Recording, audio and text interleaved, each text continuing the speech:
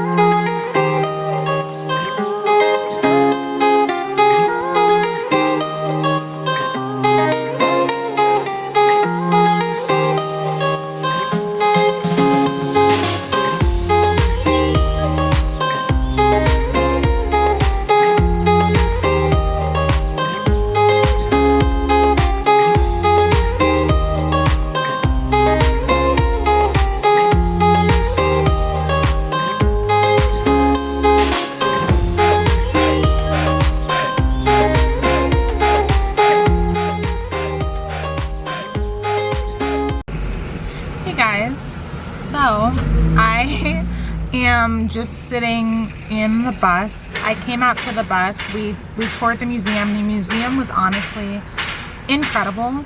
There's construction going on right outside of my window. My window is open. Yeah. So if you hear banging, that's what that was. But anyway, we toured the museum. The museum was the most eclectic museum I've ever been to. It was huge. If you are ever in Baltimore and you have a chance to check out the Walters Art Museum, you should definitely go check it out.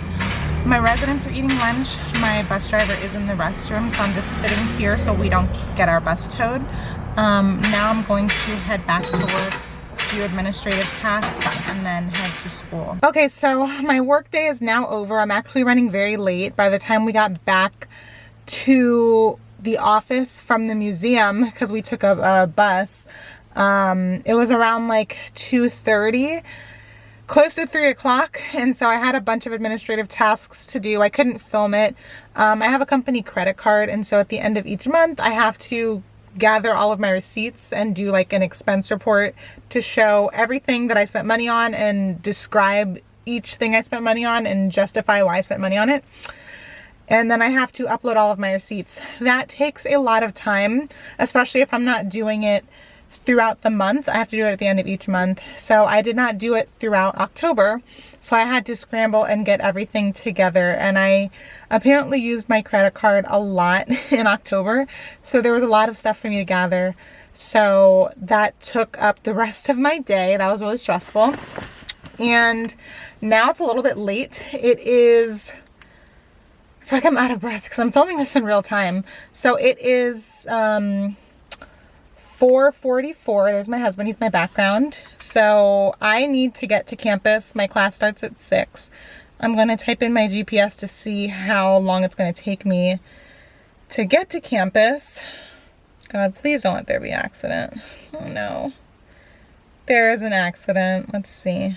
Okay, so it's going to take me 1 hour on the dot. That time will probably get added like More time will probably get added to it once I hit the Beltway, because that's what always happens. Unfortunately, I desperately need to stop for gas. I also wanted to stop on my way to school. There's this bubble tea place, so I wanted to stop and get bubble tea. I'm gonna stop for gas. I'm gonna go ahead and get my bubble tea because I don't care. And you know what? Hopefully I won't be late to school. If I am, so be it. We have an exam tonight. So my instructor said he's going to teach the first half of class. We're gonna take a little break, and then the second half of class, we're gonna have an exam.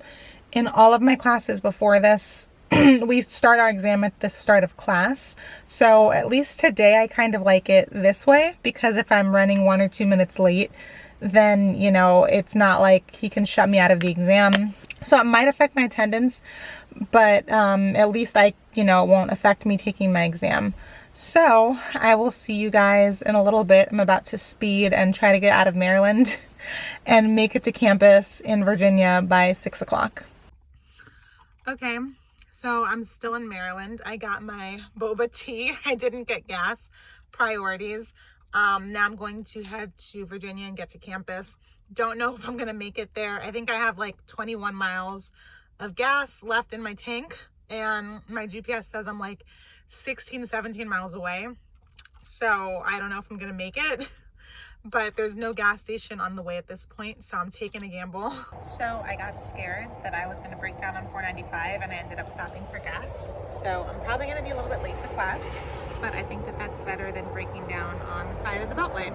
So I'm just gonna fill it up a little bit. Traffic is really bad. Really, I'm only like 10 to 15 minutes away from campus in terms of distance, but because of this accident, my GPS is saying that I'm like 40 minutes out, 38 minutes to be specific. So this little detour is probably gonna make me just a couple of minutes late, but I needed to get gas, and the bubble tea is actually my dinner. So hopefully my professor will understand. And then again, I'm not taking my exam right when class starts. So it's not like I'm gonna be late for my exam or anything like that.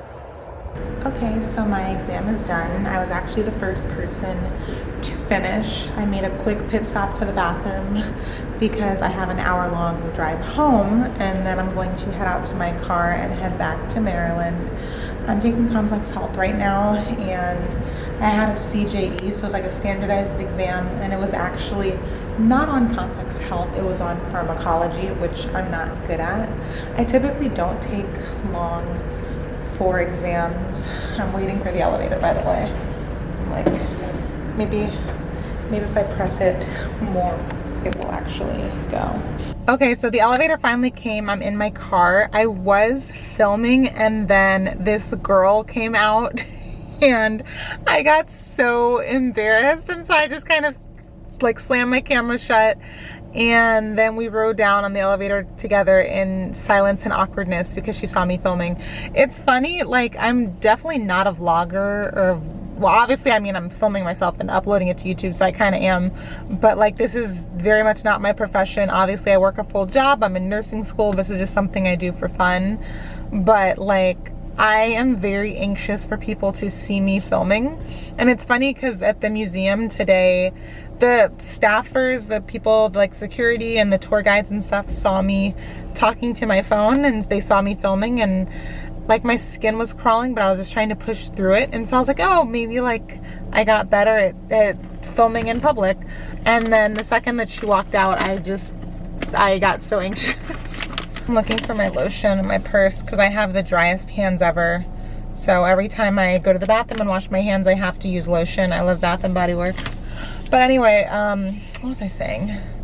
I think I was just talking to you guys about how I don't normally take long on exams. My philosophy for the most part is it's either I know it or I don't. With certain exams, pharmacology, I'll be honest, I'm not good at pharmacology. And with the questions in pharmacology, it's either I know the medication or I know the drug class or I don't. Sometimes I can kind of like reread the question and figure out context clues and kind of make like an educated guess. And that is what I did a lot of on this exam. But for me, some things you can kind of really read through and dissect the question. or the case study, and you can kind of figure it out using context clues and common sense and just background nursing knowledge or nursing student knowledge. And other things, it's just kind of, it's either you know or you don't, and then you go through the questions, process of elimination, you try to pick the one that would make the most sense in that scenario. So I'm not somebody who kind of sits there staring at a question for 5 minutes. I'm usually pretty quick. If I know something, I'll read through the question, read through all of the potential answers, because it's all multiple choice unless it's medication math or med math, and then I make my selection. I don't, like, whether I know the material or not, I'm not somebody that typically sits there staring at a question for a really long time. So there was a lot that I did not know on this pharmacology exam, and that's why I was the first one in my class to finish. Also, it's now 8:06 p.m. and obviously I started filming, I think at like 8:30 when I got to work. My day started around 8 a.m. So for me, it's really hard to sit there and focus on an exam after I not only worked all day, sat in an hour and a half of traffic, then I had to come to campus and sit for a lecture. In the past, this is the first time I've ever taken, that's not the first time, but I rarely ever take exams during the second half of the class. Usually we come in and immediately as class starts, that's when we start our exam. And then, you know, if it's not a final, if there's a lecture that has to happen, after you take your exam, you go to the break room or the student lounge, you have a little bit of a break, and then you come back and they teach you in the second half of class. I prefer that because the other way around, the way we did it tonight, by the time I sat for the exam, I was already exhausted. I had a 12-hour day. And then also I feel like I don't pay as much attention to the lecture because I'm anxious about the exam. But, you know, I did the best that I could. I'm not too worried about it. I'm pretty sure I failed the exam, but I'm not someone who needs to get straight A's. I just need to pass the class. So I still feel comfortable. I went into the exam with an A or an A minus, and it's only week 2 of the session. So there's more homework to be done, more quizzes, exams, and projects to be done. So I'm not worried about my grade. So now I'm going to type in my GPS. I'm actually filming on my camera, so I can pull up my phone and see how long it's gonna take me to get home. Okay, it's only 36 minutes to get home, which means that there are no accidents on 495. So I'll be getting home at 8:45. So I will see you guys when I get home. Hey guys, okay, so I'm gonna be completely honest and transparent with you guys. It is the next morning. I got home a little bit before 9. And I came home, said hi to my husband and my dog. I plopped down on my bed and I was like, oh, I'm gonna just relax on my phone for a bit and then I'm going to get up and get ready for bed. And then the next thing I knew, it was the morning time. So I just woke up. I woke up at like 7:15ish and hopped out of bed. I just finished taking off my makeup, washing my face, brushing my teeth. I'm about to hop in the shower and then get ready for a new day and go to work. At least tonight I don't have class, so I just have to work like 8 to 9 hours, and then I get to come home and actually decompress and do some homework. I did get my exam grade from last night posted and I failed it miserably, so I'm probably going to have a lot of work to do for the relearning assignment. I'm going to get started on that tonight. Since yesterday was so crazy and chaotic, I didn't really have a chance to like really hype up the Walters Art Museum like I wanted to. I like the footage that I showed you guys in this video of the museum was not even a third of what the museum has to offer. Like, I was born and raised in Maryland. I live closer to DC, but I'm in between DC and Baltimore. That's where I grew up. And I went to Towson University, which is in Baltimore County, so it's right outside of Baltimore. So I spent a lot of time in my late teens and early 20s hanging out in Baltimore. And even though it's not like my neighborhood that I grew up in, Baltimore is an incredible city. And I feel like some people that are not familiar with Baltimore give it a bad reputation of being like dangerous and this and that. The city is so beautiful and it has so much to offer. And another thing about Baltimore is an old city. And a lot of times with these old cities, they are very, very rich in culture. There's a lot of art there. There's a lot of food there. There's a lot of like hole in the wall spots, underground places. I hang out in Baltimore a lot and I had never even heard of the Walters Art Museum. So to go there and see everything that they had to offer was honestly like incredible. If you have a chance to visit Baltimore, there's so much to do. And if you were in Baltimore, I would highly recommend going to the Walters Art Museum. I swear I'm not in partnership with them or anything. They have nothing to do with this video. I just, I don't know. I was just in Baltimore yesterday and it really irritates me when I hear people talking negatively about Baltimore because they're like, oh, there's crime, it's dangerous. Like, Baltimore is a city. Any city has income inequalities. Any city, because it's population dense, is going to have crime. So I hate when Baltimore gets that reputation. There's so much beauty and culture and art in Baltimore. So I just wanted to put that little spiel in my video. If you're from Baltimore, shout out to you. I've been going to a lot of Baltimore museums lately because of my job, because of the nature of my job. I go to a lot of places. And another favorite of mine that I had always seen, but I'd never been inside of, it's near Fed Hill. If you're in the Baltimore area, it's the, I forget the name of it. I'll probably write the name on the screen, but it's an art museum, and that's actually where I got the pink scarf I was wearing yesterday. I got it from there for like $5 to $10. Their gift shop is amazing. They have earrings there for like 50 cents, like handmade pieces. Their gift shop is really affordable, and the museum is really cool. So all of that is to say, Baltimore is a beautiful place. If you're ever in the area, check out the museums and check out the food scene in Baltimore. Okay, so I'm looking at my clock and I really have to get my butt to work. So thank you guys so much for watching this video. If you made it to the end, also please do not forget to check out the link in my description box.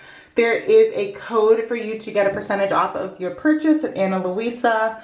I have linked Ana Louisa's website down in my description box. I'm still wearing their jewelry from yesterday. I absolutely love their pieces. I'm actually going to take off these pieces and put on a new pair of earrings and necklace and rings from Ana Louisa. I have so much jewelry from them at this point and I always get compliments on it. But anyways, thank you guys so much for watching this video and I will see you in the next one.